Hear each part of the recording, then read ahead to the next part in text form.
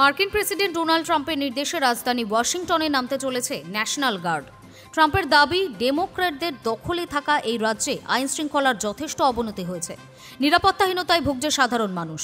এর জেরেই স্থানীয় পুলিশের ক্ষমতা কেড়ে ওয়াশিংটনে ন্যাশনাল গার্ড নামানোর সিদ্ধান্ত নেওয়া হয়েছে বলে জানিয়েছে মার্কিন প্রেসিডেন্ট। কিন্তু হিসাব বলছে 2024 সালে আমেরিকার এই রাজ্যে অপরাধের হার 30 বছরের মধ্যে সর্বনিম্ন। তাহলে কি বিরোধী ডেমোক্র্যাটদের কণ্ঠ রোধ করতেই এমন সিদ্ধান্ত নিলেন ট্রাম্প? এই প্রশ্নটি এখন উঠতে শুরু করেছে। ট্রাম্পের এই দাবিকে নস্যাৎ করেছেন ওয়াশিংটনের মেয়র মুরিয়েল বাউসার। তার বক্তব্য, রাজ্যে অপরাধের হার আগের থেকে অনেকটাই কমেছে। সোমবার হোয়াইট হাউসে সাংবাদিকদের মুখোমুখি হয়ে ট্রাম্প বলেন, আমি ওয়াশিংটনে ন্যাশনাল গার্ড নামানোর সিদ্ধান্ত নিয়েছি, কারণ রাজ্যটি সমাজবিরোধী এবং দুষ্কৃতীদের আতুর ঘর হয়ে উঠছে।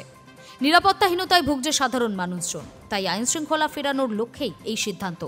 মার্কিন প্রেসিডেন্ট জানিয়েছেন, প্রাথমিকভাবে ওয়াশিংটনে 800 ন্যাশনাল গার্ড মোতায়েন করা হবে। সূত্রের খবর, আগামী সপ্তাহের মধ্যেই রাজধানীর দখল নেবে ন্যাশনাল গার্ড।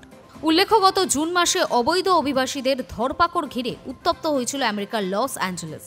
বিক্ষোভ দমাতে সেই সময় মার্কিন প্রেসিডেন্টের নির্দেশে বিশাল সংখ্যায় পথে নেমেছিল ন্যাশনাল গার্ড। কিন্তু এবার আইন শৃঙ্খলার অবনতির অভিযোগে ওয়াশিংটনে ন্যাশনাল গার্ড নামানোর সিদ্ধান্ত নিলেন ট্রাম্প। High news network.